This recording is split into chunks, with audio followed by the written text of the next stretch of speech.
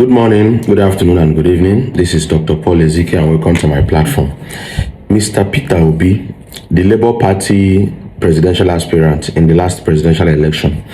If most of you have observed, despite the fact that the judgment from the Supreme Court did not favor him, this man has still shown that he is a true leader.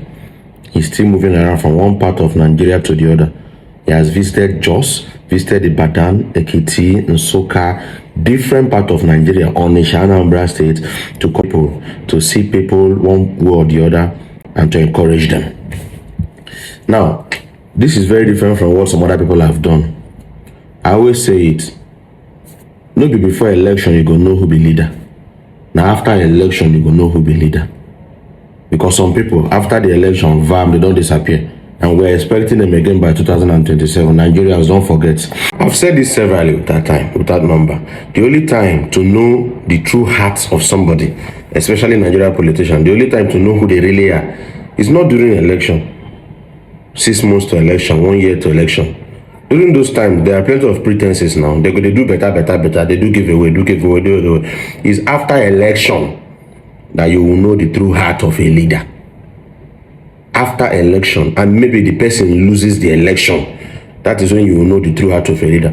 How many of you noticed that Mr. Peter Obi, that lost presidential election, like they said, he was in Ivory Coast yesterday in the sports stadium to cheer Nigerian Super Eagles to victory, to the extent that even the delegates that were sent by the government, players not even noticed the delegate. Now, Mr. Peter Obi, he was in a place where his presence motivated those guys, and they performed exceedingly well yesterday because I watched that match. That is the heart of a leader.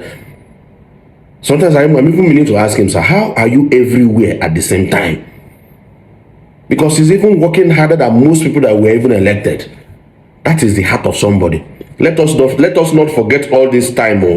Let's not forget 2023, 24, 25, by 2027. Let's not forget. Let's remember who remembered us, because another election is coming. But something brought me online this morning. Mr. Peter Obi went to Nsukka, and he said he saw he dropped the post on his Facebook page. I'm looking at it right now. He said that he saw a professor that he knew in 2010. That the professor was looking so worn out and very broke. A professor, someone that is in the peak of his career, academic career, professorship, is still begging for money. Look at what he said. He said that this professor, by January 31st, 2010, the salary of a professor was about 400,000 naira. With the then prevalent exchange rate, exchange rate was 150 naira. So 400,000 naira then was about 2,665 naira. So as of 2010, there's a reason why I'm doing this video, because it's affecting you too in Nigeria. In Nigeria, you are spending money in dollars every day. That is why your naira is not doing much. Our naira is not doing much. He said that in 2010, the exchange rate was 150 naira. So a lecturer, a professor earning 400,000 naira then was earning how much? 2,665 naira. Fast forward till today, 2024, January, February. This professor was still earning 400,000 naira. After 14 years, someone is still earning the same amount in naira. It has not changed. Today, $1 is almost 1,500 naira. So that 400,000 naira that used to be $2,665, then now it is $265. How has this affected us in Nigeria? We're in a country today where everything in this country is being imported. Everything is being imported. Nigeria is a consumer country and we produce nothing. So therefore, we export almost nothing, except for the few private business people. I'm not talking of the government, because dollar issue is a government issue, it's not a personal issue. Crude oil is exported, petroleum is imported. The biggest mistake that Oga Balablo did was tampering with the price of fuel. Fuel has affected everything in Nigeria. So I'm even wondering, so Nigerians can buy fuel at 650 naira and there is no riot. I'm surprised, because back then Goodluck Jonathan took fuel to, I think, was it 100 and something naira? And boom, everybody was on fire, including the people that are in politics now. They were part of those that protested back then that there's nothing like fuel subsidy, remove fuel subsidy. You can see how mago these people are. Back to the major issue.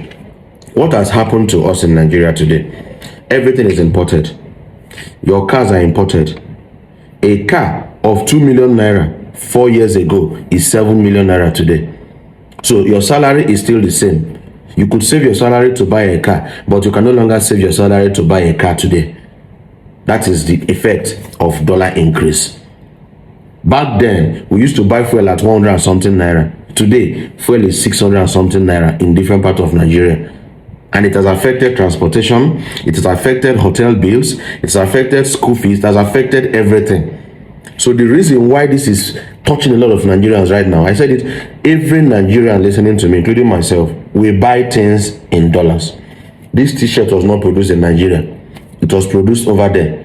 And they didn't use naira to buy it, they had to exchange. So when we are buying things, the naira, it is stable, the naira is the same, salary is the same, 200, 300, 400, 500,000 naira monthly, the same. But what? It is depreciating on daily basis. 400,000 naira of a professor in 2010, that was 2,665 naira. Now, the same 400,000 naira, that's the same thing government is still paying them. And now that 400,000 naira is what? 265 naira, dollars, $265. How are Nigerians going to survive this bad government? How? Poverty in the land. Serious poverty in the land. And nothing is being done about it. And I'm not seeing an end in sight. That's why I advise people, look for businesses to plug in. Help yourself and your family before it's too late. So if a professor at the peak of his career can be this stranded, what is going to happen to normal lecturers, normal teachers? And when I was done saying that, I spoke with a friend of mine, one of my oga, that was sacked as a regional branch manager. I will not call the name of the bank, a regional branch manager. I knew this man more than 10 years ago. And he was telling me that he was sacked. And that was the end. He has 4 children. He said, look, when you get before, say, in don't feel build house. In don't feel turn in 4 children to graduate. But you know the unfortunate thing, the 4 children no get work. That is Nigeria for you. So right now, he's feeding himself, his wife, housemaid, 4 children, only him. Because assuming things are right, those children will be employed and still be helping themselves and helping their family. Will Nigeria come out of this thing? We would enter so. No, during campaign, we would talk on that time. You know that I was here during campaign. January 2023, I was here and I was screaming. People say, so shut up and mind your business. I shut up and continued my business. Now I don't clear. How are you feeling there, Nigerians? How are you feeling? Prepare. Once it's close to election again, things will normalize again. Those that invested in the election, they are making their money now to the suffering of the poor masses. Once it's close to election, and they will come back again to be doing so that you vote for them again. When will Nigerians have sense? Charlie Boy said, "Unamu never too much." Nigerians.